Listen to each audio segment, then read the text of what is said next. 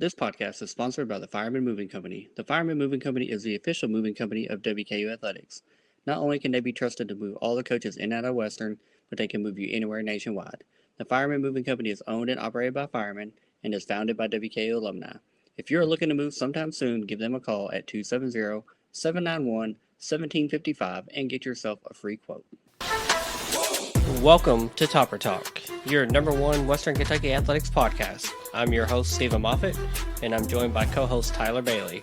Hilltopper Nation, whether it's happening on the hill or on the road, grab those red towels, stand up and cheer, because it's up next on Topper Talk.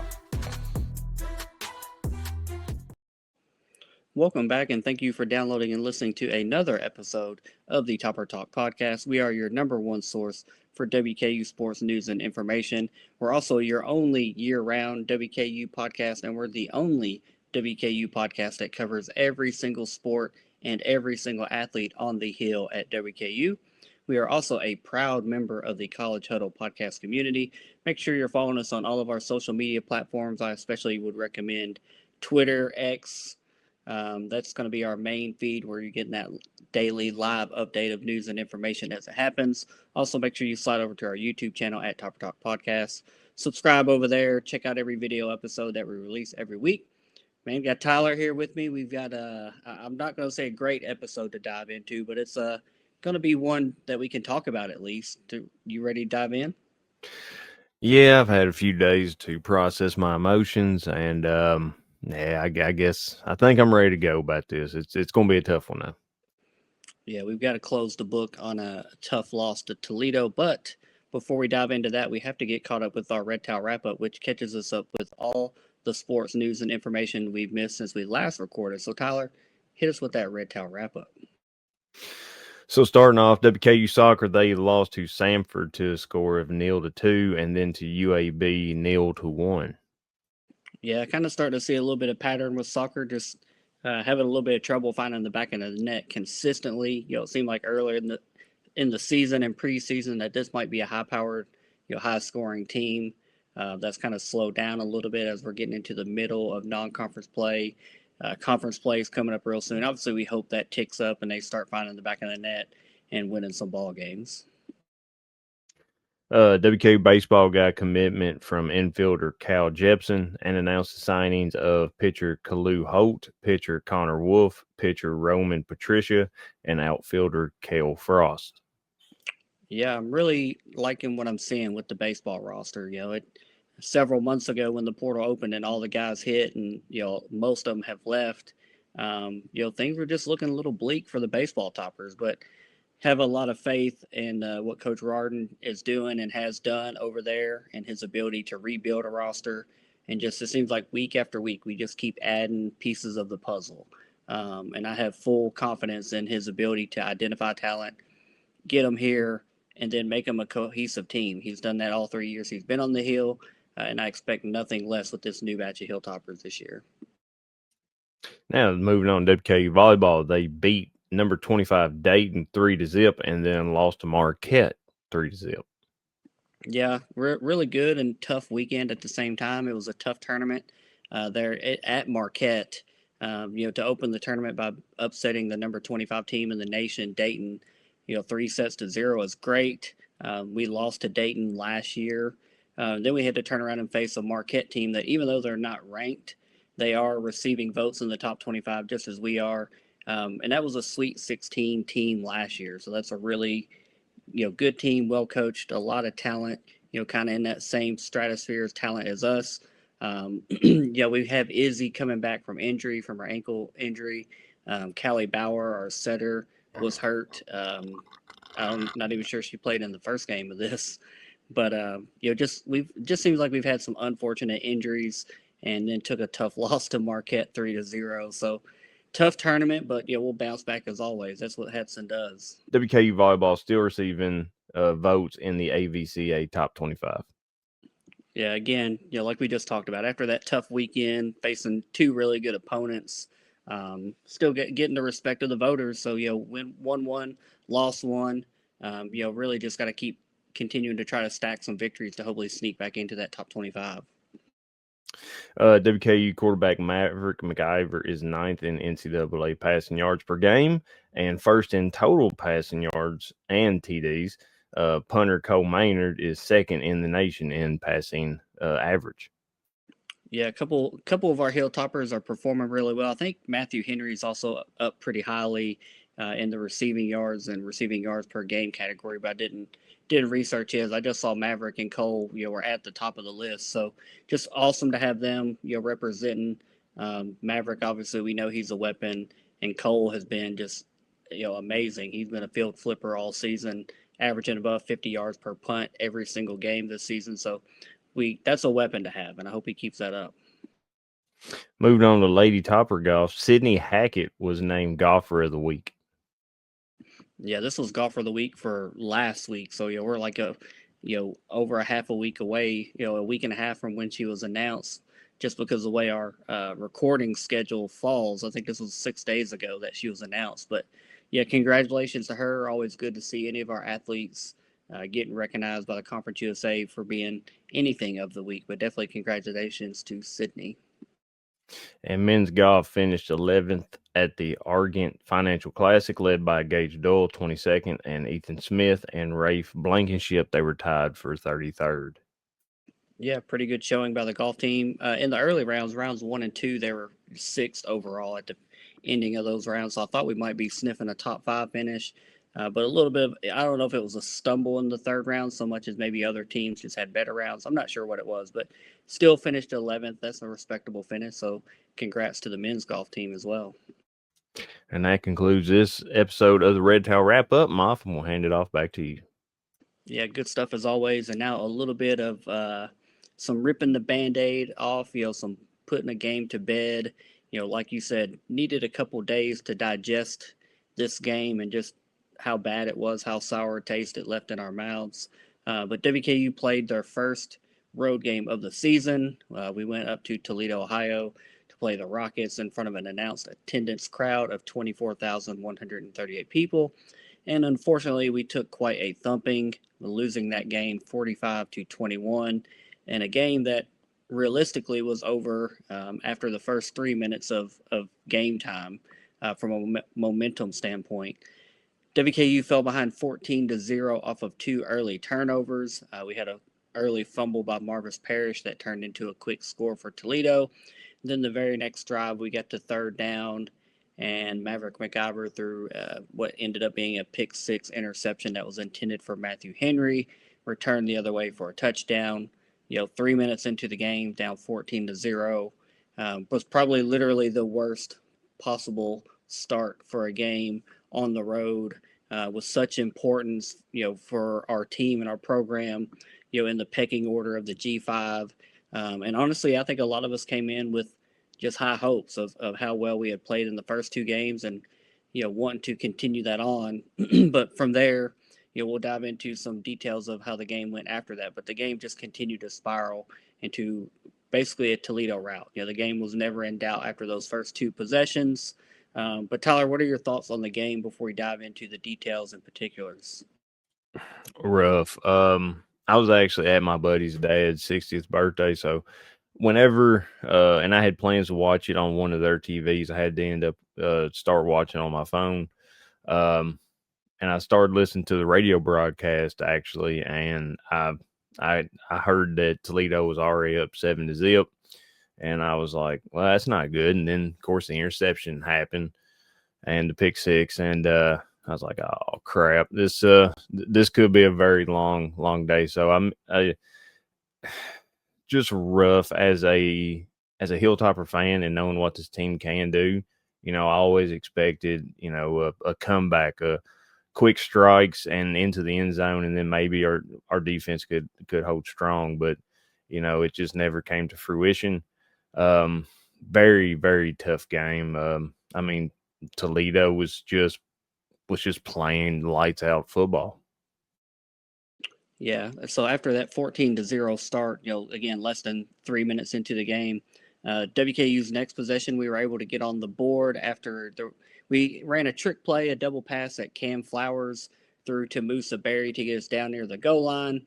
And then finally, Maverick McIver was able to throw a touchdown to Matthew Henry that was a really tough catch. If you go back and watch that replay, man, he had some strong hands to reel in that ball. Made it 14-7, but that would be as close as we would get for the rest of the game. Toledo was able to add two more touchdowns and a field goal to take a halftime lead of 31-7. And then after halftime, Toledo scored on their very first play from scrimmage, and then added another touchdown after that to take a 45-7 lead.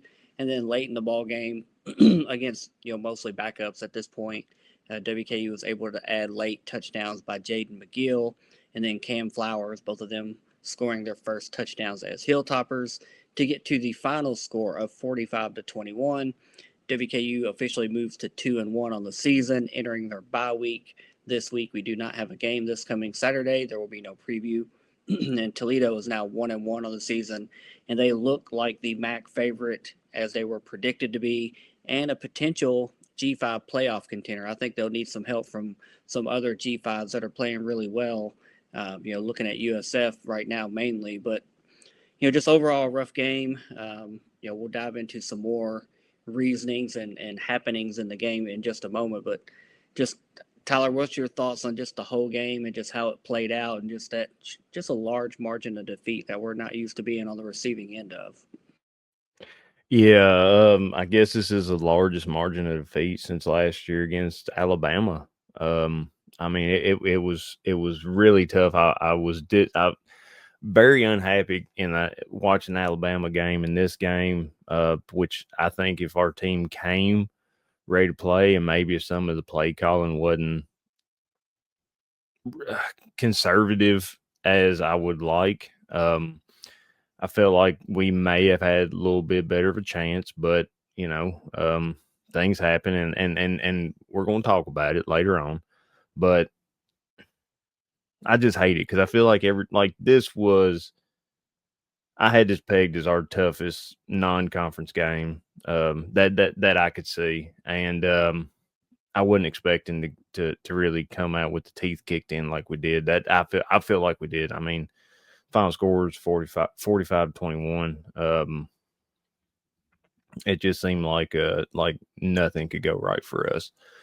Which I know the team's taking it hard. I'm sure those players definitely don't like to look up in the scoreboard and see that, and hopefully they come out with a renewed fire this next well, not this weekend, but next weekend after this bye week. Yeah, it was one of those games where it felt like everything that could go wrong did go wrong. From opening the game with two consecutive turnovers to go down 14-0. A little bit later in the half, we got down to the 1 yard line, first and goal. Couldn't punch it in. End up going for it on fourth down. Didn't get it in. Couldn't score there. um, we allowed Toledo to score on both sides of half. They scored right before halftime on a long play. I want to say it was a pass to Junior Vanderross, and then they scored coming out of halftime. They got ball first, and Chip, their running back, Chip Trainum, took a 75-yard handoff house call on the first play of the second half. And then later we dropped what would have been a walk-in touchdown, just a few yards from the end zone, wide open. Just didn't catch it with his hands, caught it, tried to catch it with his body, and just dropped it. Again, it was just one of those games where every possible thing that could have went wrong did go wrong, and it's kind of crazy. We'll talk about our keys to victory. We'll recap those, and yeah, pretty much every single key was a key to defeat. Really, is what it turned into. So um, it was a rough game. I think that's the easy way to put it.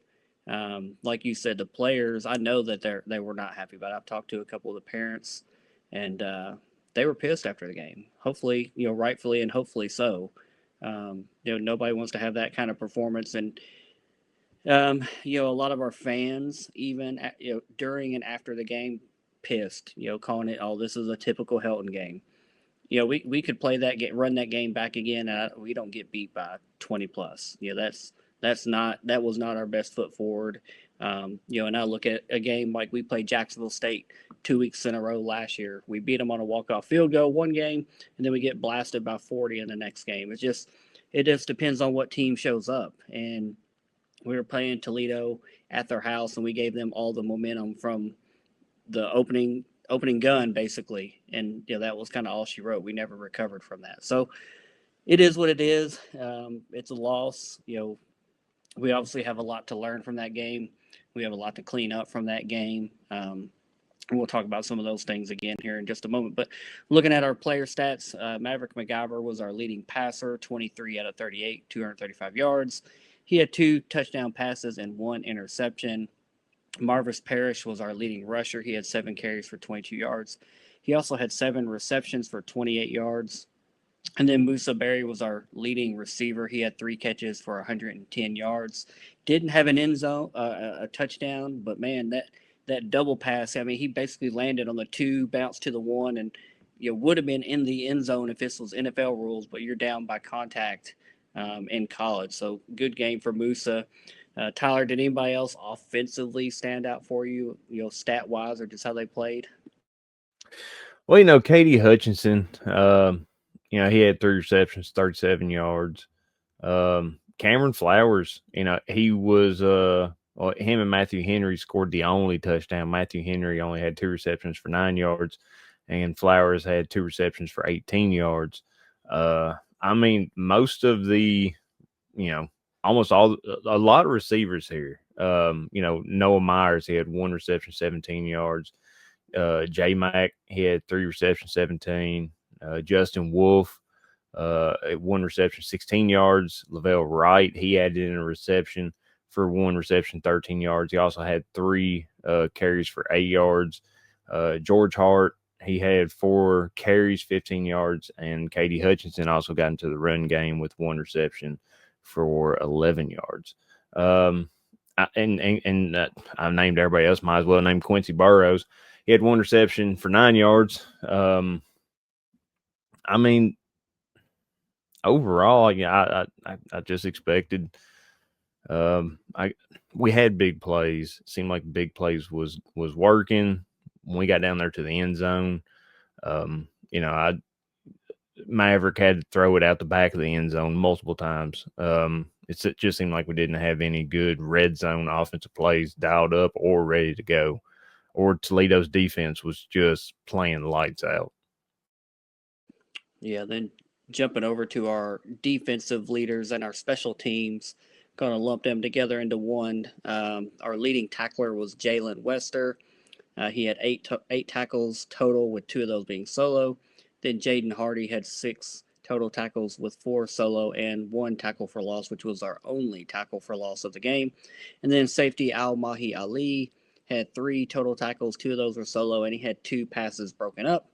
And then on the special teams front, really Cole Maynard was the only one that had a big opportunity to shine. He had 5 total punts with a 52-yard average. Again, like I said earlier, 3rd consecutive game over a 50-yard average. That's just an absolute weapon to have in your pocket. You're literally flipping the field when you're averaging 50 plus. So that's a nice weapon to have. No matter if we're winning or losing, he's not hurting our game at all. So Tyler, what about the defensive side or special teams? Did anybody stand out to you there? Well, that Ali, he had 1 interception, which I take that. Yeah, I I forgot about mean, that. He had that interception at the end of the first half. His time expired. Forgot about that one. yeah, hey, it still counts in the stat It's books. a Hail Mary, baby. Hail Mary, let's get it. Anthony Brackenridge, he had 2 total tackles. I mean, I didn't really see no other numbers that really popped up next to us. John Cannon, he was 3 of 3 on the extra points. I mean, Cole Maynard really doing what he does. No kick returns. They all kicked it into the end zone. And the punt return was, of course, a fair catch. But I mean, that's about all I can say. Yeah, now we're going to get into our recap of our keys to victory. We're going to do them here one at a time. So, Tyler, I'm going to read it off. You tell me how you think we did on the key to victory. Your first one was we had to get our running game involved. Could have been better. Um, our longest run of the night was 11 yards by Katie Hutchinson.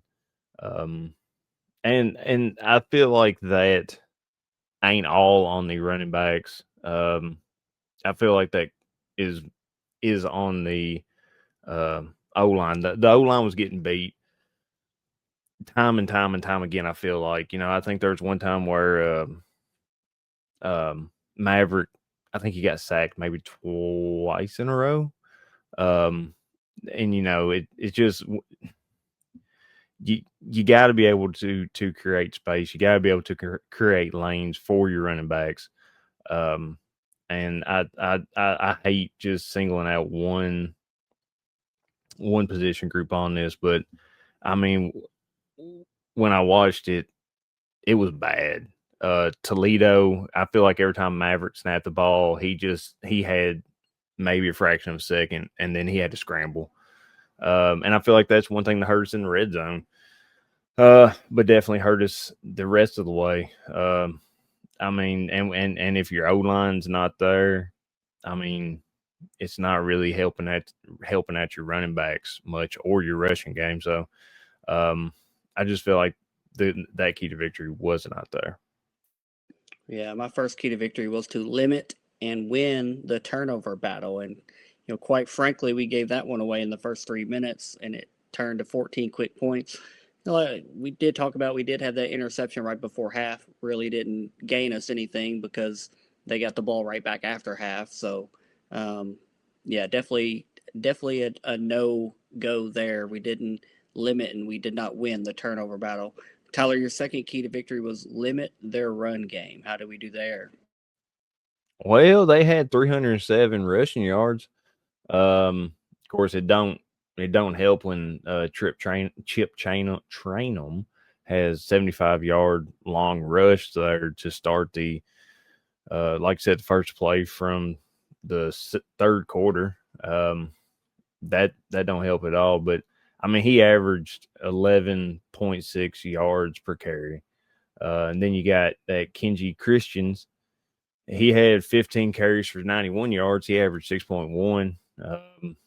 I mean, Tucker Gleason, 4 carries for 21 yards before he got injured. Allen Richter, um, or John Allen Richter, he had 1 carry for 4 yards. So, I mean, you take away, let's see, if you take away that 75-yard run, he had less than 100 yards. Chip did, and 20 from Kenji. Um, and he would only have 71 rushing yards. So, I mean, yes, that does knock that team total down, but I mean, you're still giving up over 200 yards of rushing. Um, I feel like our defense just could not answer their run game, and no, we did not limit it at all.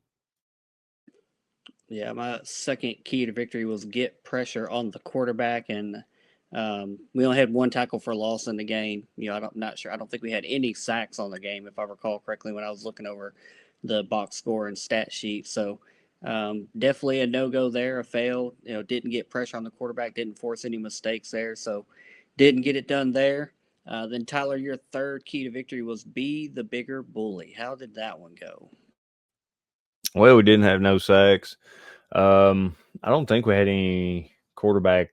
Well, we obviously got back to the quarterback with Gleason getting injured. Now, granted, I don't think it was a dirty play. I think from when I watched it back, it seemed like maybe he got pushed down or he just tripped and fell into Gleason's leg. Um, but and then on the offensive side, like I said earlier, our offensive line could not stop their pass defense, could not stop their rush defense. Um, it just didn't look good, and I really hate being this negative overall, but it just seemed like we did not come out, we did not assert ourselves as the bigger bully. We were the one receiving said bullying pretty much all game long. Yeah, definitely we're getting pushed around a little bit. My third key to victory was to win the battle of third downs, which coming into the game we had been really successful on. For the game, we were 6 out of 14, so not a terrible showing there. But Toledo was also 5 of 12, so again we were both kind of right there.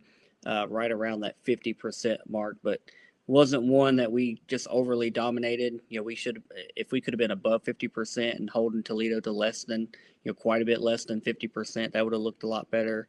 But it was just one of those games where the tackling wasn't great, angles weren't great, a lot of arm tacklings attempted. Just wasn't our night on a number of fronts, and I'm sure we'll dive into that on the grades in here in just a moment.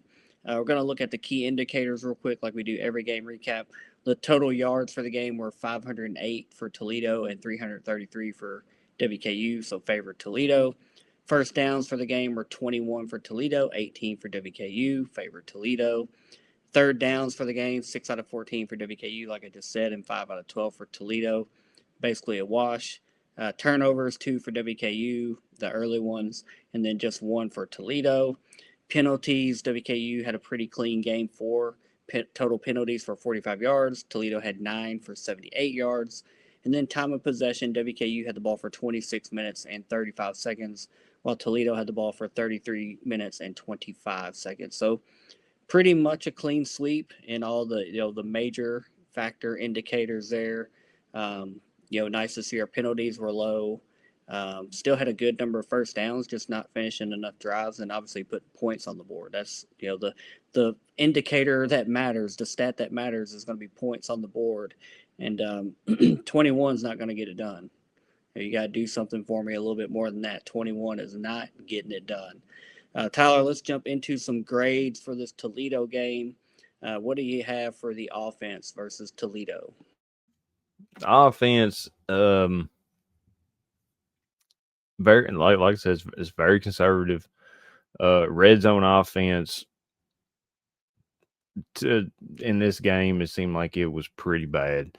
Um, and I won't talk about that later in coaching, but I guess for the offense, I mean, we still put up 333 yards. It just did not look good, did not look pretty. I'm going to have to give it a C minus. Yeah, I'm right there with you. It was a C, an average or pedestrian performance for me.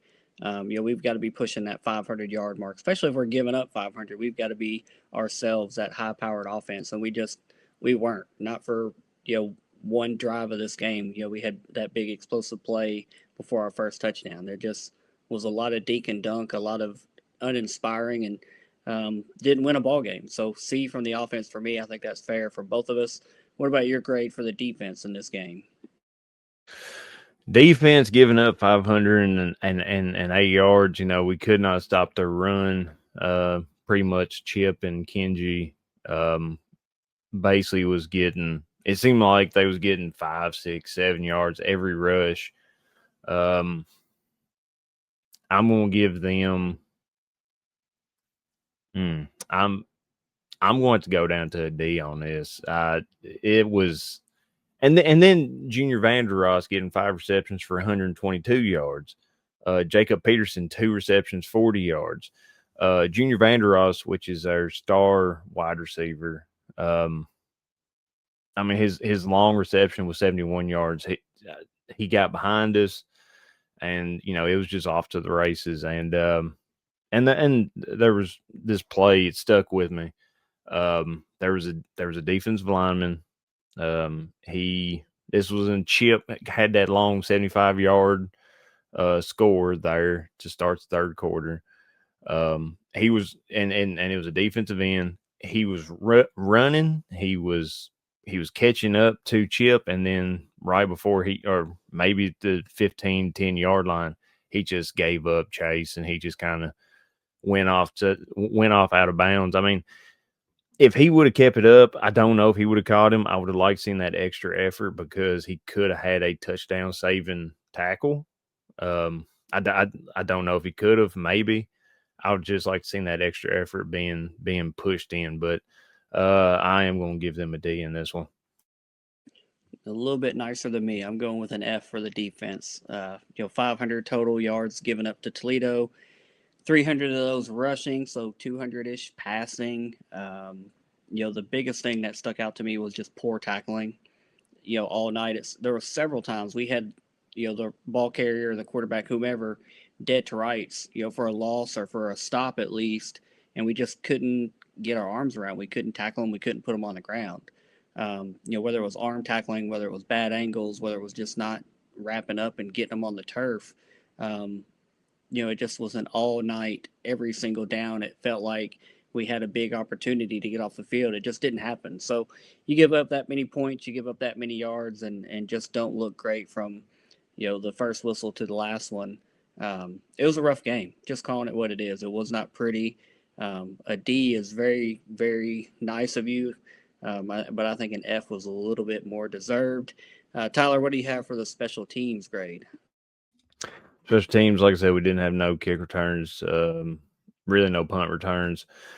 Uh, Cole Maynard came out, did excellent work flipping the field. I hate to see when Cole Maynard come out there, though. I'd like to see us finish the drives or at least get a field goal out of it. John Cannon, 3 for 3 on extra points. I mean, they came out and they did what they were supposed to. I'm going to give them an A in this one.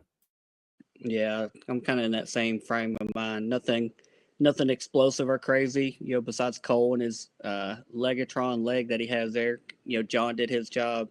No big returns really to speak of, but John and Cole doing their job as they should. Pretty easy A for me there as well. What about your grade for coaching? Coaching's where I'm kind of getting into it. I'll give coaching an F in this. Offense play calling, I have talked about it. I called it conservative. It was very, very vanilla. You come out, uh, you throw a lot of screens, and obviously our back's kind of against the wall. I trust Maverick to make good passes. I mean, how many interceptions has he had before this game? 0. Uh, I feel like he could have done a lot better if the play calling was a lot better. You get down there and into the red zone. He kind of goes out to the right 2-3 times, or I think they try to run it once, multiple times, or they try to run it, and then he kind of rolls out to the right and he throws it in the back of the end zone. It coaching the offensive play call was very, very disappointing.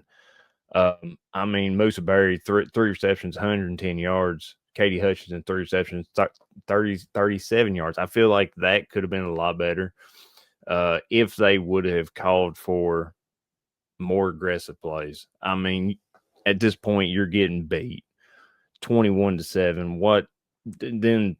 31-7. What else do you have to lose? The game is pretty much wrapped up. Just go for broke on it.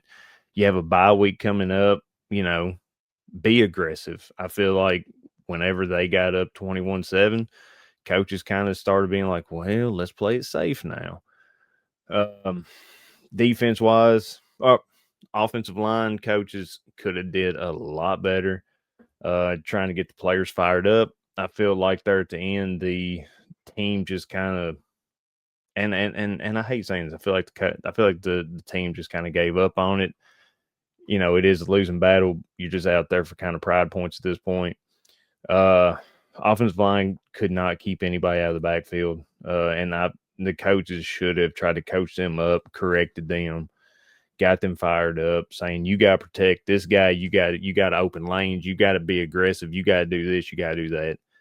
Now, granted, the coaches can't go out there and do it, but it just is what it is. It was very disappointing that I seen from play calling the offensive, defensive, coaches, not really well. And I feel like we should have been a lot more aggressive in this game. So I'm gonna give the coaches an F in this one. I'm going with just a little higher. I'm gonna give him a D, but that's only because the couple mistakes that we had, the fumble, the interception. I'm not putting that on coaching. That's player execution. That's hold on to the ball. That's don't telegraph your passes. But yeah, other than that, I mean the tackling consistently being an issue, the offensive line consistently getting pushed back, defensive line not getting any push on the air side of the ball. It's just all the things that we were kind of sold in the first 2 games of the season kind of look a little bit like fool's gold now in hindsight. Maybe maybe Sam Houston just isn't that good. We know North Alabama isn't that good. But there's a lot more questions about this team now that we have to figure out than we have answers coming out of this game. And luckily, we're going into a bye week. We get to watch Nevada play, a conference mate on our bye week in Middle Tennessee. Have a little bit more familiar tape with them before we host them the weekend after. So just not a good showing overall. So a D for me as well. But Tyler, what's your overall grade for this game and this loss to Toledo? Well, I feel like the A for special teams should bring it up a little bit, but it's not. I'm going to have to go a flat D in this one, or D minus. I mean, it was very, very disappointing to go to watch that output. And granted, I'm not the one going out there and putting helmet and pads on and having to hit someone or get hit, but just from a fan perspective, it was a very, very disappointing game. Yeah, I'm right there with you again. A D as well. Um, Again, we've touched on all the points. The 45 points given up, only scoring 21. Uh, Poor tackling, poor offensive line play, poor defensive line play. It's just overall was not our best effort. I don't think that's not the team that we are, but that's how we performed in that game. And I'll give Toledo their props. I also think they're a really good team. They are as advertised. It was a game over the summer. I had this game marked as a loss. It was I was projecting us 9-3. We'd lose to LSU. We'd lose a conference game that we shouldn't lose. Tech or Jacksonville State, and we'd lose to Toledo. As we got closer to the season, did our season preview and predictions. I started drinking the Kool-Aid. We played two really good games the first 2 weeks of the season. I drank a little bit more of the Kool-Aid.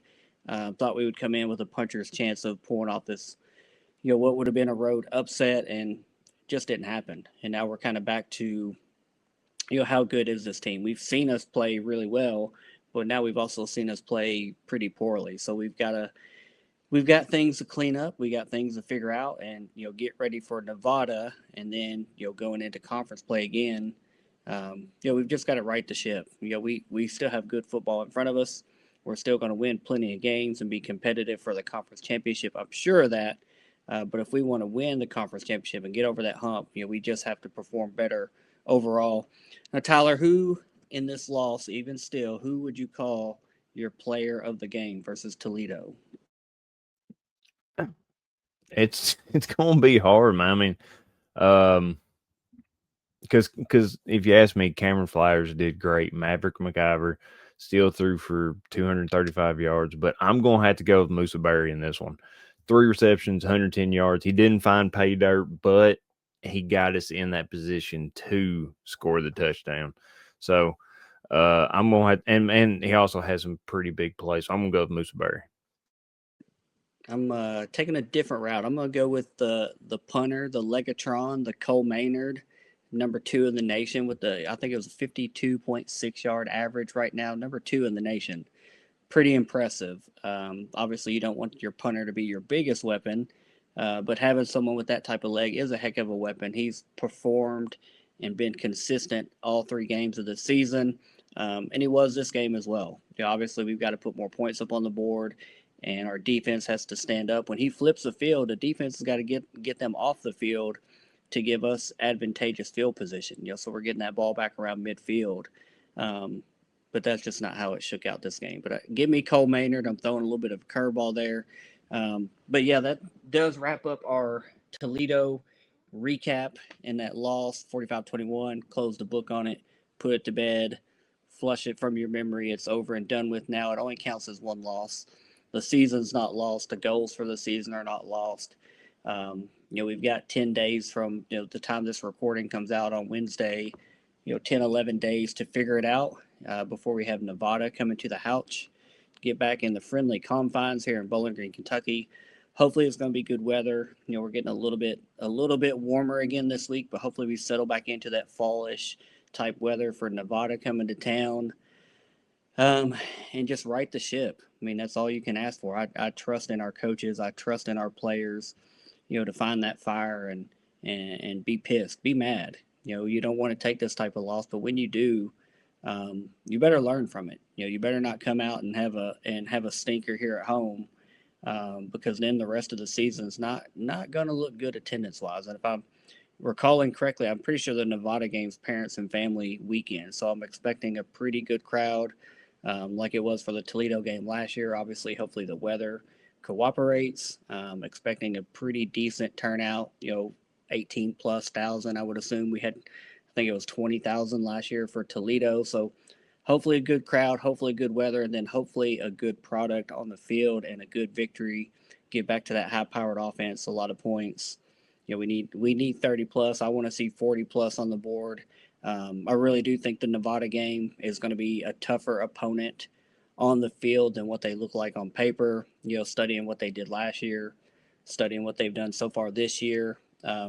We'll have an opponent that we're very familiar with coming up for them in MTSU. So we'll have some game tape on them where we can see them kind of up close and personal, how they're going to do against a fellow Conference USA school. So, that'll be quite advantageous to us, I think, especially with the bye week. Hopefully, everybody healing up and getting ready, just to turn this thing back around and get that sour taste out of our mouths and get back on the left hand column side of things. So, Tyler, hit us with your final words and then take us on out of here.